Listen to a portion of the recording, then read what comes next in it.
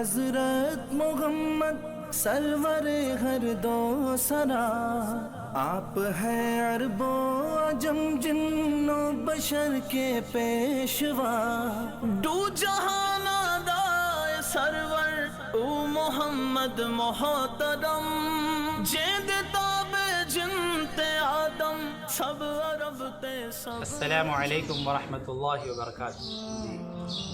Lock down کے تعلق سے اس سے پہلے بھی بات آئی تھی، لوگ بڑے پریشان ہیں اور ان کے حوصلے ٹوٹ رہے ہیں۔ تو ہم مومن ہیں، ہمیں پریشانی کی ضرورت نہیں، گھبرانے کی ضرورت نہیں، خوف زدہ ہونے کی ضرورت نہیں۔ ہمیں اللہ کا نیک بندہ بننے کی کوشش کرنا چاہیے۔ تو جو گھبراہٹ ہے، جو خوف ہے، جو ڈر ہے، انشاءاللہ وہ ختم ہو جائے گا۔ اللہ نے اسے قرآن کے اندر فرمایا، الا ان اولیاء اللہ لا خوف علیہم ولا هم يحزنون الذین آمنوا وكانوا يتقون لهم البشرى فی الحیاة الدنیا وفی الآخرہ۔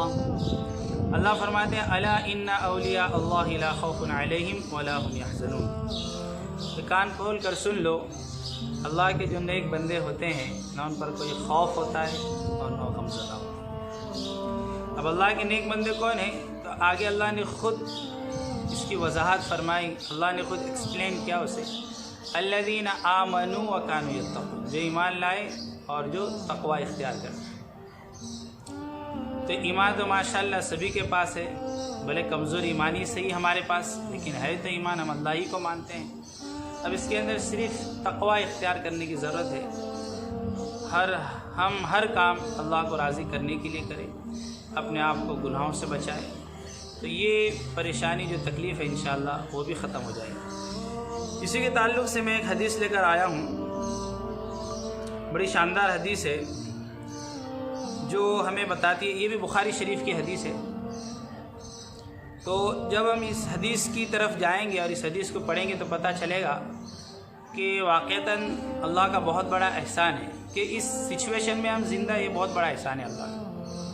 کیونکہ اس کے اندر 3 نوجوانوں کا جو واقعہ بیان ہو رہا ہے وہ صرف ہمارے جیسے خوف زدہ، غم زدہ نہیں تھے، وہ موت کو اپنی آنکھوں سے قریب دیکھ رہے تھے، موت بہت ہی قریب تھی ان کے لیے، لیکن جب انہوں نے اپنے نیک عمل کو اللہ کے سامنے رکھا تو اللہ رب العالمین نے انہیں اس موت کے منہ سے نجات عطا فرمائی۔ دیکھیے حدیث دیکھتے ہیں، بسم اللہ الرحمن الرحیم۔ عن عبد الله بن عمر رضي الله تعالى عنهما قال سمعت رسول الله صلى الله عليه وسلم يقول انطلق 3 رهط ممن كان قبلكم حتى أووا المبيت إلى غار فدخلوه فانحدرت صخرة من الجبل فسدت عليها الغار فقالوا إنه لا ينجيكم من هذه الصخرة إلا أن تدعوا الله بصالح أعمالكم فقال رجل منهم اللهم كان لي أبوان شيخان كبيران وكنت لا أغبق قبلهما أهلا ولا مالا فنأى بي في طلب شيء يوما فلم أرح عليهما حتى ناما فحلبت لهما غبوقهما فوجدتهما نائمين فكرهت أن أغبق قبلهما أهلا أو مالا إلى آخره۔ حدیث طویل ہے، لمبی ہے، تو میں نے چند عربی کے ٹکڑے پڑھے، اب میں آپ کو اس کے اندر سے بتاؤں۔ یہ بخاری شریف کی روایت ہے، حضرت عبداللہ ابن عمر رضی اللہ تعالیٰ عنہ جس کے راوی ہے، فرماتے ہیں کہ رسول اللہ صلی اللہ علیہ وسلم نے ارشاد فرمایا، تم سے پہلے کسی امت میں 3 شخص ایک ساتھ سفر کے لیے نکلے۔ سفر کرتے کرتے وہ ایک پہاڑ کی طرف چلے۔ راستے میں انہوں نے سوچا کہ یہاں پر ہم تھوڑی دیر کے لیے ٹھہر جاتے ہیں، پھر اس کے بعد اپنا سفر ہم آگے بڑھائیں گے، کنٹینیو کریں گے۔ تو ایک غار کے اندر، غار کہتے ہیں جو پہاڑ ہوتا ہے اور پہاڑوں کے اندر جو پتھر ہوتے ہیں، اور اس کے اندر آپ اسے گفا کہہ سکتے ہیں، گفا۔ تو اس غار کے اندر ان لوگوں نے پناہ لی۔ اب ہوا یوں کہ ایک پتھر آیا اور اس پتھر نے اس غار کے منہ کو بند کر دیا۔ بڑا سا پتھر تھا، وہ اتنا بڑا پتھر تھا جس کے اندر آتا ہے کہ وہ انسان کے بس کی بات نہیں تھی کہ کچھ لوگ اسے مل کر ہٹا سکے۔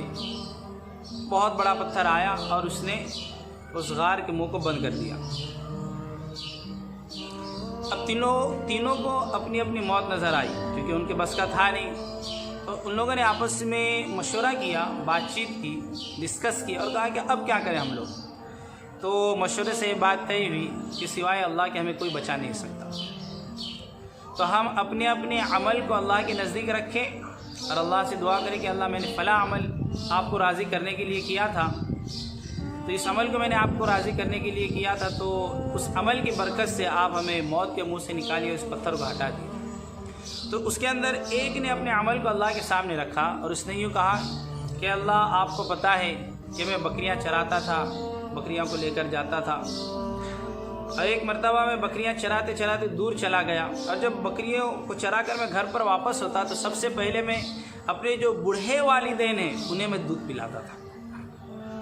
اب چونکہ میں ایک دن بکریاں چراتے چراتے دور چلا گیا اور جب میں گھر پر واپس لوٹا تو دیری کی وجہ سے میرے دونوں بوڑھے والدین سو چکے تھے، تو میں نے ان کو اٹھانا مناسب نہیں سمجھا کہ ان کی نیند میں خلل ہو جائے گا، نیند خراب ہو جائے گی، اس لیے اگر کوئی آرام کرے تو اس کا بہت زیادہ خیال رکھنا چاہیے۔ تو وہ نوجوان کہتا ہے کہ یہاں تک کہ میرے بچے میرے پیر کے سامنے بلبلا رہے تھے، لیکن میں نے مناسب نہیں سمجھا کہ اپنے بوڑھے والدین سے پہلے میں انہیں دودھ پلا دوں۔ تو میرا یہ معمول تھا، پہلے والدین کو دودھ پلاتا، پھر بچوں کو دیتا، پھر میاں بیوی ہم لوگ جو دودھ استعمال کرتے، کیونکہ پہلے جو ہے کھانے پینے کی جو غذا ہوا کرتی تو وہ دودھ ہوتی تھی۔ اور آپ ایک چیز ذہن میں رکھیں، اگر آپ کو زور سے بھوک لگی ہو، اگر آپ دودھ استعمال کر لیں تو آپ کی انشاءاللہ بھوک بھی مٹے گی اور آپ کی پیاس بھی مٹے گی۔ یہ دودھ ایسی تاثیر رکھتا ہے جس کے اندر دونوں صفت ہے، دونوں کوالٹیز ہیں، آپ کی بھوک کو بھی مٹاتا ہے اور پیاس کو بھی مٹاتا ہے۔ تو دودھ کا پیالہ لے کر اسی طریقے سے کھڑا رہا حتی اصبح، یہاں تک کہ صبح ہو گئی۔ صبح اس کے والدین اٹھے اور اس نے ان کو دودھ پیش کیا۔ اب دوسرا جو نوجوان ہے انشاءاللہ اس کو ہم دوسری ویڈیو کے اندر اس کی تفصیل کو بیان کریں گے۔ السلام علیکم ورحمۃ اللہ وبرکاتہ۔